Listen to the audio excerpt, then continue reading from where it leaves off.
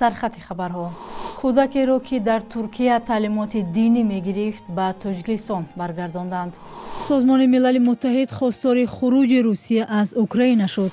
1.5 میلیون دلار کمک عربستان سعودی به ساکنان از ترما آسیب دیده و قشر آسیب پذیر.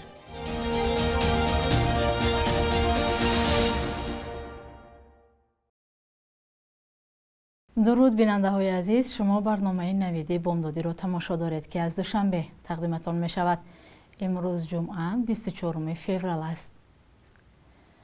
агентии обу ҳавошиносӣ хабар медиҳад ки пагоҳ 25 феврал бо сабаби ба қаламрави тоҷикистон ворид шудани анбӯҳи ҳавои сард аз самти сибири ғарбӣ ноустуворшавии вазъи обу ҳаво дар назар аст. ба иттилои манбаъ рӯзона дар домонакӯҳои вилояти хатлон, ноҳияҳои тобеи ҷумҳурӣ ва ғарби вилояти мухтари кӯҳистони Бадахшон борону барфи бо шиддат пешгӯӣ мешавад. агентӣ хабар медиҳад ки дар қисми зиёди ноҳияҳо пастшавии ҳарорати ҳаво то 10-12 дараҷа дар назар аст. гуфта мешавад шуруъ аз 25 то 28 феврал дар душанбе ва ноҳияҳои тобеи марказ ҳавои абрноку боронӣ дар назар аст. мақомоти тоҷикистон аз баргардондани як кӯдаки 6-солаи тоҷик хабар доданд ки дар туркия таълимоти ғайриқонунии динӣ мегирифтааст. бино ба барномаи ахбори вазорати корҳои дохилӣ, қаблан падари кӯдак ҳам ки дар туркия таҳсили динӣ мегирифтааст ба тоҷикистон оварда шуда буд, вале ӯ боз дубора ба туркия рафтаву фарзандашро ҳам барои таълимоти динӣ бурдааст. назари падару модар дастрас нест, вале дар барномаи вазорати корҳои дохилӣ гуфта мешавад ки кӯдак дар ҳузури равоншиносону волидонаш гуфтааст ки давоми 11 моҳи таҳсил дар мадраса ӯ ҳамсолонашро латукӯб ва шиканҷа мекарданд. мақомот нисбати падари кӯдак парвандаи маъмурӣ боз карда ба ӯ ҷарима ба андозаи 400 сомонӣ таъин карданд. масъалаи таълими динӣ аз ҷумла барои наврасон аз мавзӯъҳоест ки дар матбуоту шабакаҳои иҷтимоӣ зиёд баҳс мешавад. соли 2018 парлумони тоҷикистон қонун дар бораи озодии виҷдон ва иттиҳодияи диниро ислоҳ кард. бар асоси он масъулияти омӯзиши динӣ танҳо ба ниҳодҳои давлатӣ вогузор карда шуд.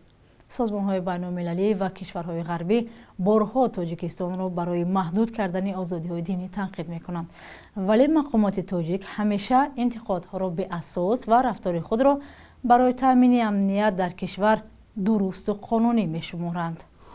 чанде пеш дар маркази вилояти суғд байни духтарону занон мусобиқаи тирпаронӣ доир гардид.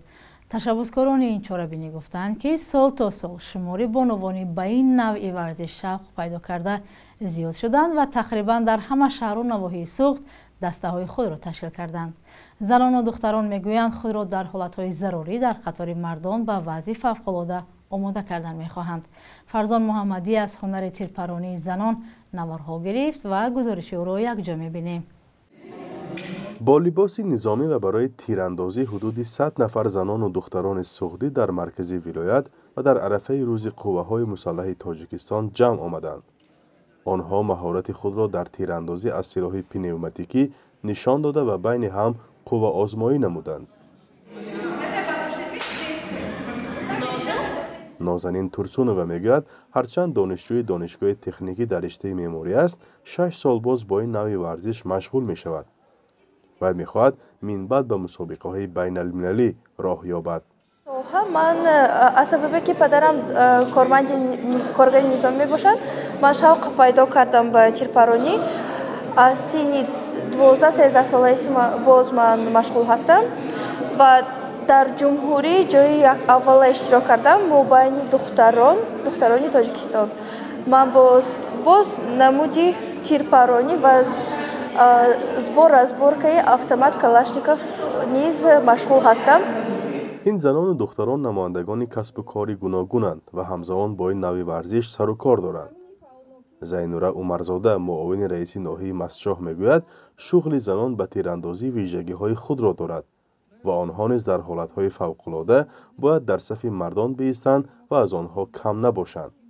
вақте ки ҳама омодабошӣ дар машқҳои омодабошӣ буданд, мардҳо من میرفتم همچون معاون رئیس ناحیه، گرچند که جنسم جنس زن بود، مرا در صف مردها قبول نمیکردن. اونها اینقدر یعنی که اراده بلند نداشتن که مثال زنها در برابر مردها تیر پرونده میتوانستن. ولی ما خود را زنها نامنویس کرده بودیم که در حالت حمایت وطن که در جنگی که در سرحد تاجیکستان و قرقیزستان بود، ما کوشش نمودیم که در برابر مردها با ما نیز امروز اجازه دهند که در این محاربه ها قوه و نیروی خود را سنجیده باشیم. تربیت جسمانی و ورزش. کارمندان ریاستی کار با زنان و عائله ولایت سوخت که از تشبسکاران این مسابقه تحت عنوان بانوی شجاع هستند، میگویند سال تا سال صف چنین زنان و دختران زیاد می شود و تقریبا در همه شهر و نواحی گروه های خود را تشکیل کردند. باید قید نمایم که در سطح ولایت زیاده از 2300 نفر زنان و بانوان ما امروز به مشق و تمرین مشغول هستند و از این شماره زیاده از 100 نفر ورزشکاران نامور هستند که به واسطه شهادت می دهد از موقع زنان در سمت ورزش.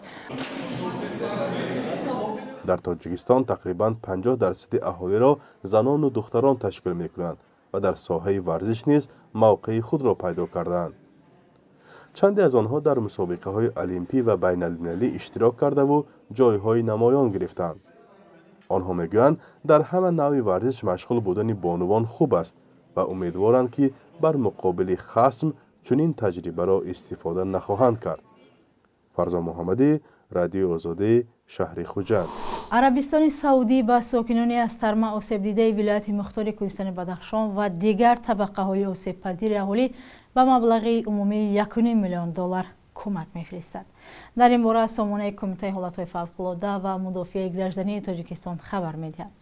با اطلاع منبع، ارائه کمک‌ها هنگام تشریف هیئت پادشاهی عربستان سعودی به این کمیته بررسی شده است. دفتر مطبوعات این کمیته خبر داده است که در این ملاقات همچنین خریدن تجهیزات مخصوص برای رفع عاقبت‌های آفت‌های طبیعی و تجهیزات مخصوص برای نجات دهندگان نیز محاکمه گردیده است. تاکید شده است که این یاری‌ها به 12,000 اهالی نیازمند تاجیکستان پیش بینی شدند و بر اساس معاهده مبلغ‌ها مدت 6 ماه سال روان تقسیم کرده می شوند. مجمع عمومی سازمان ملل متحد روز پنجشنبه 20 فوریه با اکثریت آوازهای کشورهای عضو حمله نظامی روسیه به اوکراین را محکوم کرد. تاجیکستان، ازبکستان، قزاقستان و قرقیزستان و ارمنستان از رأی دادن خودداری کردند.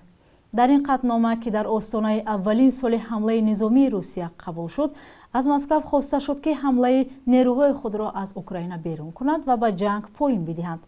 141 کشور از این قطعنامه پشتیبانی کردند و 32 کشور از جمله تاجیکستان از رأی دادن خودداری نمودند. روسیه با همراهی بلاروس، مالی، نیکاراگوآ، سوریه، کره شمالی و اریتریا با این قطعنامه مخالفت کردند. ولادیمیر زلنسکی رئیس جمهوری اوکراین پس از رأیدهی کشورها در توییتر نوشت این قطعنامه پیامی قوی حمایت بی پرده جهانی از اوکراین است. طبق گزارش‌ها شمار زیادی از نمایندگان کشورهای حاضر در این نشست مجمع عمومی سازمان ملل متحد هنگام سخنرانی نماینده روسیه از این جلسه بیرون رفتند. روسیه قطعنامه را نابرار و ضد روسی خواند و از کشورهای جهان خواسته بود در صورت اصلاح نکردن قطعنامه برای آن رأی منفی می‌دهد. بخش یک روز تاریخ را در تهیه خیرمان بخوزاده همراه می‌بینیم.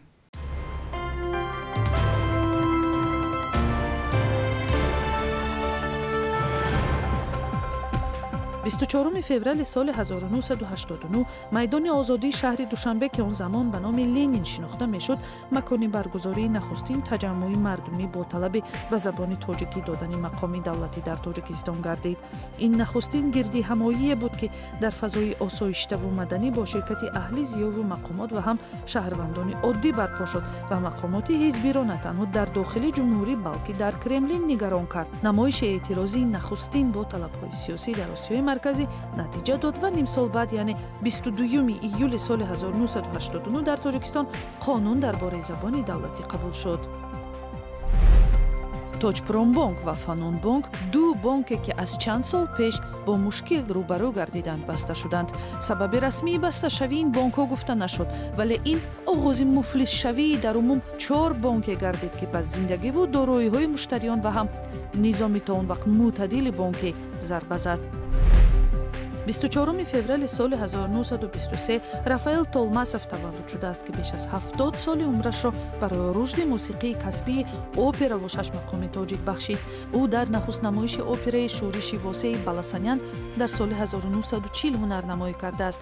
баъди хизмат дар ҷанги дуюми ҷаҳон боз ба Душанбе баргашта корро дар ҳамин театр идома дод ва дар аксар намоишномаҳо нақши асосиро бозид. бо пошхӯрии иттиҳоди шӯравӣ ба исроил кӯчид ва миёнаҳои солҳои 1990 даргузашт. бонки миллӣ арзиши асъори хориҷиро барои имрӯз 24 феврал чунин таъин кардааст.